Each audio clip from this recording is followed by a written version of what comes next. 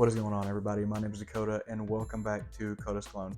Today we're going to be looking at and reviewing Creed's Aventus Cologne.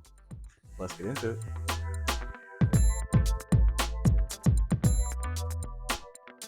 Alright, so what made me want to reach for this one today is I just did a review on Eros Energy recently, and so many people said that they got Aventus Cologne vibes, and I did not get that at all when I reviewed that, so it made me want to come back, take a reach for mine, and review this one.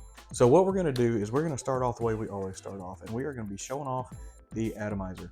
And the atomizer from a Creed is exactly what you would expect. This thing is highly pressurized, has a wonderful burst, top tier atomizer out of a top tier fragrance.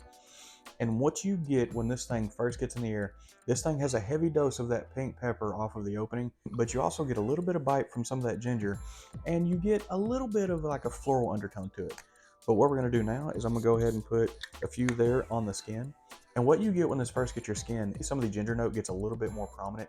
It gets a little bit of a bite to it, but I like it because it's a good citrus bite. It's got a good blend of citrus and sweet with some of bitterness thrown into it that gives it a little bit of like a mineral vibe to it, but it gives it just enough of a blend to make it almost a little bit mouth-watering. Like it's a very natural, almost very real-like citrus that you get. All right, so we're gonna go over some of the notes real quick. So the top notes on this is gonna be mandarin orange, ginger, bergamot, pink pepper, and spearmint. And like I said, when this first hits the air, when it first gets your skin, when it's in the air, that pink pepper is a dominant note. So when you leave a sillage trail on this, they're going to get a heavy dose of some of that pink pepper on the opening. But on your skin, the ginger comes out a little bit more, the spearmint comes out a little more, it gives it a little bit of like a citrusy green. It is still very much a citrusy, peppery opening. The middle notes on this are going to be vetiver, patchouli, sandalwood, and ozonic notes. You don't really get much of the vetiver until it starts to dry down a little bit. And the opening, this is very much a fresh, clean. The ozonic note, some of this could make it kind of light, makes it a little bit aromatic, gives it a little bit of a playfulness maybe, some of like a light citrusy that's got a little playful undertone to it. And the sandalwood to me that's what makes it a little bit of a softer fragrance. And the base notes on this is going to be musk, birch, tonka, styrax, and cedar. So this has a heavy dose of that wood at the bottom, but some of that tonka gives it a little bit of a sweetness, but you don't get into that sweetness hardly at all until it gets further into the dry down. This fragrance does take a little bit to dry down. This is a fragrance that doesn't have an enormous change necessarily, but it has a lot of layers to it. All of the notes tend to flourish in their own ways as it goes all the way through the dry down. But one of the things that I absolutely love the most about this fragrance is as it's drying down, it picks up a little bit of like a smokiness to it. Some of that birch, some of the wood notes, some of the styrax gives it a little bit of like a mineral vibe as it starts to dry down a little bit.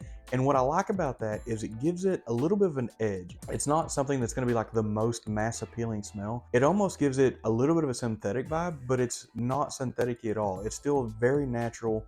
This is a fragrance to me that smells like a lot of quality stuff went in here, but I like how it kind of did some of it's almost like an aroma synthetic type of thing. I don't know how they did it, but they pulled it together very well on that. So what we're going to touch on real quick is we're going to get into the price, performance, and availability. So availability wise, every major discounter should have this. If you go to like the big fragrance outlets in the mall and places like that, they should have some of these fragrances. But like your local, like Macy's, Dillard's, they may have this online, but they may not carry it in store. So the biggest issue when it comes to pricing on this is they make so many different batches of this that the batch quality is going to be all over the place. So as far as retail price for 100 ml, you're going to be somewhere between 250 to 300, kind of floating somewhere in there. And like I said, it really depends on if you're looking for a specific batch. Now from discounters, it's going to be significantly cheaper. From discounters, you can normally pick this up somewhere in the 150 to 170 range, especially if you're someone who like filters through some of the Facebook fragrance groups. You can find this for around that 150 to 170, just somewhere in there. Now onto the performance of this. The longevity of this fragrance is actually very good. I get about 8 hours out of this before it just becomes a complete skin scent and it's nowhere to be found after that. The sillage on this is where it's a little bit lackluster. This isn't a fragrance that really wants to move around. It does set a little bit closer to the skin. It's going to be somewhere in that sub 2 foot range, especially on the sillage. The projection on this kind of fits somewhere in that same wheelhouse. I do wish that the performance on this was just a little bit better, not in regards of longevity, but specifically to the sillage and the projection that you get off this. But I do like the direction they went with this, giving it some of that lightness, giving it some of that freshness that also has kind of an odd way of being a little bit of a richness to it at the same time. Because at this point, we're about 30 or 40 minutes in, because I do like to take breaks in between. And one thing I can say about this one, when it gets all the way into the deepest parts of the dry down, this has a beautiful, almost like smoky sweetness that's still very citrus based, that still has a lot of that pepper on the opening, and it's got a playfulness to it. So for this being a fragrance that a lot of people hail as being a very mature fragrance, that's kind of like a special occasions type of fragrance that you could still kind of fall in that daily wear category, to me this does. It still has a little bit of playfulness to it. It almost has a little bit of youthfulness to it.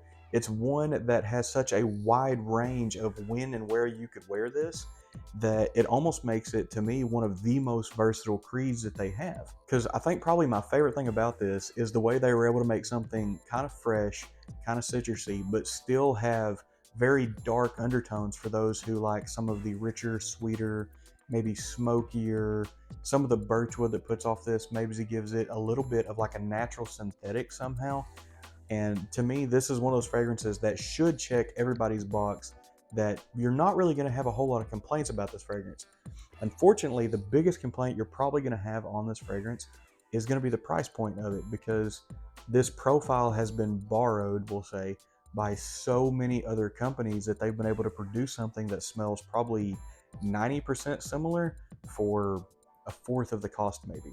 And that is going to be the biggest downfall to, honestly, probably most of the Creed fragrances. And that is why, if I had to give this one a rating, I would probably rate this one somewhere in that 9 range. And one of the biggest things I'm going to knock it for, honestly, is going to be coming in at that price point, because it's so hard now to kind of justify this fragrance at this cost whenever there is so many other fragrances that smell, like I said, extremely similar for so much less. And if I had to pick between Aventus or Aventus Cologne on which one I would want the original for, I would pick Aventus Cologne. I feel like this one is less copied than Aventus for sure, because Aventus has been beat to death by every company out there by now.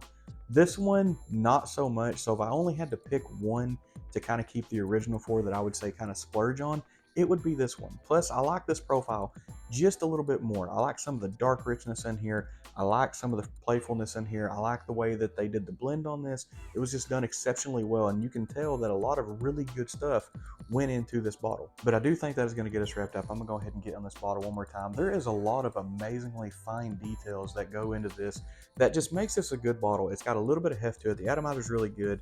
It has a snap cap, so if you absolutely had to, you could hold it by that. I just don't recommend it. And all in all, for an entire package, I feel like this is a beautiful fragrance. Again, the only thing that I'm going to have to nitpick on it is the price point that this comes in at. It's really hard to justify that price for this fragrance specifically. If you want one that's similar to this, I would almost recommend getting a clone over this, just because of the amount of money that can be saved. But that is going to get us wrapped up. As always, thank you everyone for watching, for subscribing, for sticking around, checking out the videos, giving feedback down in the comments. I truly appreciate all that, so thank you. And as always, we will see you next time.